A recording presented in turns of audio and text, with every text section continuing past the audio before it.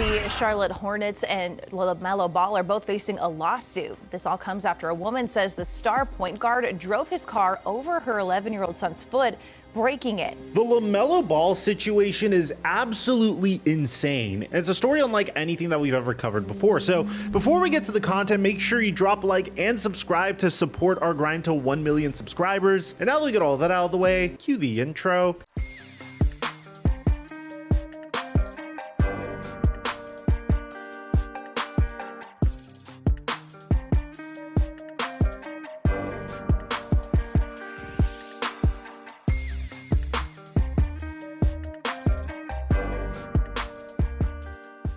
Mic check 1 2 1 2. What's going on, everybody? I'm currently in Cancun. I still haven't been able to find the Knicks or the Nuggets anywhere, but I'll keep you guys posted. A team that has been the darling of the NBA playoffs is without a doubt the Minnesota Timberwolves. Most fans that don't have a team that they support in the playoffs right now, like me, who's a Laker fan who doesn't have his Lakers in the playoffs right now, need somebody to root for. And everybody seems to be rooting for the Minnesota Timberwolves. And how can you not when you look at Anthony Edwards interviews? Did you really tell the locker room staffer in Denver you were going to be back for Hell games? yeah.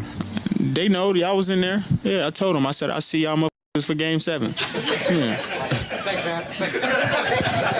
I mean, this man is non-stop entertainment. He has aura, he has charisma, he's intense, he talks trash. He even resembles Michael Jordan. And about 4 years ago, during the 2020 NBA draft, there were some people that thought the Minnesota Timberwolves made a horrific mistake selecting Anthony Edwards over LaMelo Ball. And I guess this is just because people loved to hate on the Minnesota Timberwolves back then. I mean, bear in mind, this has been a team that has made terrible decision after terrible decision. So I can't blame some fans for not being able to imagine the Minnesota Timberwolves making an intelligent front office decision. I mean, going all the way back to the 2009 NBA draft, this is a team that passed on Steph Curry twice in a row. Don't even get me started on the David Kahn era and how terrible he was at drafting. And this narrative about the Minnesota Timberwolves potentially making a mistake selecting Ant-Man over LaMelo Ball went on for about a year. LaMelo Ball won Rookie of the Year just by the means of how popular he was. He definitely deserved it, but he played in less games than Anthony Edwards did. And that's not to take anything away from LaMelo Ball, but it's just to prove my point in regards to how long this narrative went on for. But since then, LaMelo's career has been drastically different than Anthony Edwards. Anthony Edwards was very lucky that he got drafted to a team that has been mired in mediocrity for years, but had a genius as their president of basketball operations. Tim Connolly, the man that was credited for building the Denver Nuggets and also building the Minnesota Timberwolves. The man is considered to be an absolute genius for trading for Rudy Gobert, which I criticized at the time, and trading D'Angelo Russell, thus making the Minnesota Timberwolves go from the worst starting 5 in the NBA to the best starting 5 in the NBA, which is insane to me. But LaMelo Ball hasn't been as lucky. Statistically speaking, he's taken a step forward each and every year, but so far he's had to deal with his team drafting James Bouknight in the lottery, moving on from Malik Monk, dealing with the Miles Bridges situation year after year, going through multiple head coaches, dealing with the fact that Michael Jordan is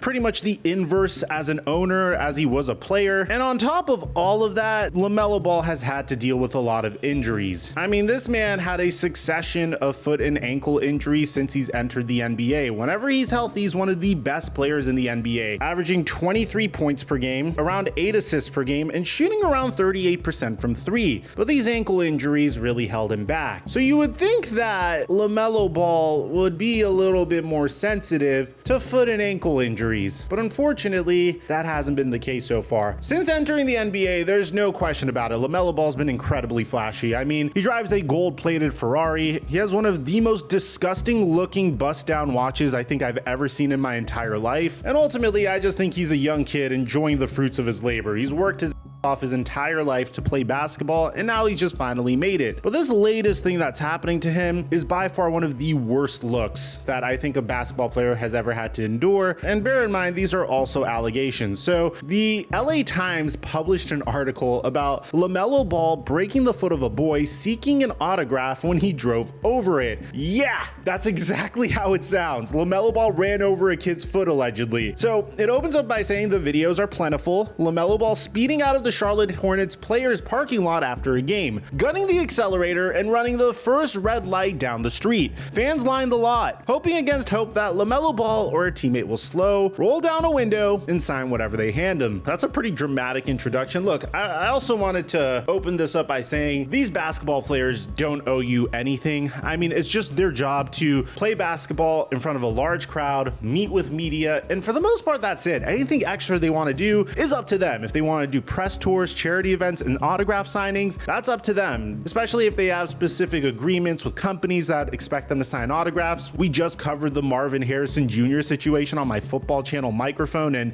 he's in some trouble with them as a result of something similar to this. So if you guys want to check that out, I'll leave it in the end screen. But a while ago, a video went viral of a kid asking Steph Curry for his autograph, and Steph Curry ignored it.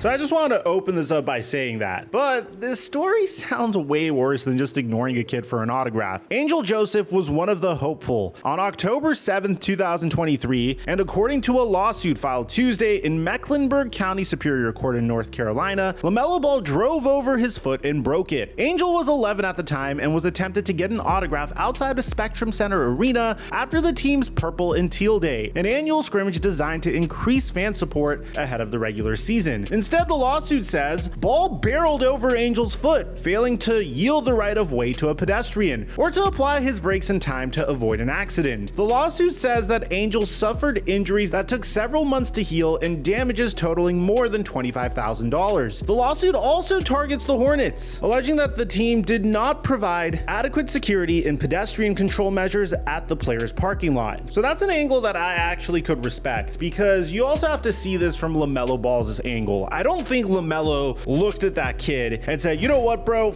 Your foot, I'm gonna run it over. I don't think he did that on purpose at all whatsoever. But you also have to see this from LaMelo Ball's perspective. What's to stop a fan from putting himself in harm's way in order to get an autograph from LaMelo Ball? I'm not saying LaMelo Ball should run over kids, but at a specific point, you also have to understand that the Charlotte Hornets need to create an environment for their players to safely be able to leave the arena. This situation's very unfortunate all around, and don't get me wrong, I'm not saying LaMelo Ball did the right thing at all whatsoever, but a huge portion of the blame should go to the Charlotte Hornets as well. And you know you're absolutely screwed whenever the mom starts talking about the emotional toll that this injury took on her son, which she does, by the way, saying more pressing for LaMelo might be the injury sustained by Angel and the lawsuit alleging that Ball's driving caused it. McRae says the lengthy recovery has taken an emotional toll on her son, who is now 12. And bro, I really believe it, because according to this lawsuit, Angel went up to LaMelo and said, LaMelo, I love you, sign my, give me your autograph, can you sign it for me? And upon hearing this, LaMelo Ball ran over his foot. I mean, could you imagine the psychological impact that does to a little kid? Your favorite basketball player, you were just trying to get his autograph, and this man runs over your foot and speeds off. Could you imagine the amount of betrayal this young kid felt? Obviously, as adults, it's definitely phrased a little bit differently. Obviously, as adults, you can look at this and say, hey, like, LaMelo Ball probably doesn't really care about you that much. He could appreciate you, but he doesn't really know you as a person. But this is a 12-year-old kid who looked up to LaMelo Ball, and the moment he has an opportunity to interact with LaMelo Ball, LaMelo runs over his foot. I mean, that's gotta crush him as a kid. And from that aspect, I feel so much empathy. No amount of money is going to be able to heal the trauma that this kid felt. It's a very harsh and brutal lesson to learn at the age of 12, and I feel so bad for Angel as a result of that. So there's footage of LaMelo Ball just driving recklessly and running red lights. And then there's also this clip of Angel in crutches. It's very tough to look at, honestly. At the end of the day, I think this is probably going to come down to a settlement, considering how LaMelo signed a 5-year, $260 million contract extension not too long ago. But money or not, man, this has got to be so tough for a kid to deal with, and I feel so much empathy for that kid. A lot of the blame goes to the Hornets for this situation. Obviously, a lot of the blame goes to LaMelo Ball call here. At the same time, maybe the kid shouldn't have been so aggressive and had his foot in the way of LaMelo's car, but it's a kid. The kid doesn't know any better. So let me know in the comment section down below, what do you guys think about this situation? It's just a very unfortunate situation all around and a really bad look for LaMelo Ball. I'd like to hear what you have to say. Aside from that, I'm your boy Mike, and I'm dropping our mic until our next upload.